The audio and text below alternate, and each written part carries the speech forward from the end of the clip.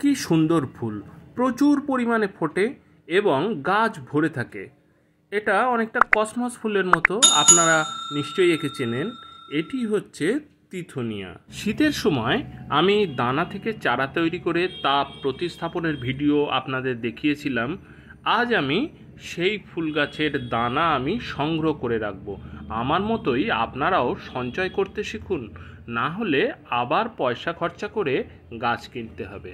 তাও সব সময় যে সব ধরনের ফুল গাছ যে আপনি নার্সারিতে বা ফুল বিক্রেতাদের কাছে আপনি পাবেন তা কিন্তু নয়।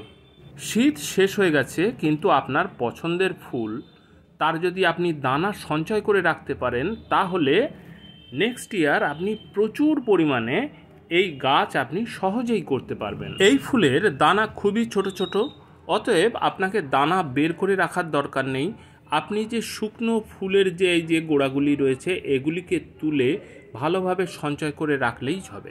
আমি মনে করি বাগান করার জন্য বেশি পয়সা বা দামি দামি প্রোডাক্ট বা দামি দামি গাছের প্রয়োজন হয় না।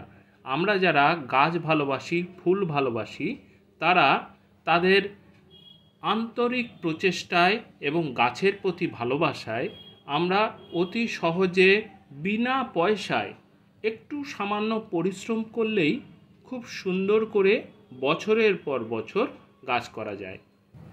এইভাবে শীতের ফুল শুকিয়ে যাওয়ার পর গাছকে ফেলে না দিয়ে তার দানাকে সংগ্রহ করে রাখুন, তাহলে অনেক পয়সা আপনার বাজে খরচা আর হবে না এবং নিজে হাতে প্রচুর পরিমাণে আবার গাছ করতে পারবেন। গাছগাছালি সম্পর্কে কোনো প্রশ্ন থাকলে অবশ্যই আমাকে জানাতে পারেন।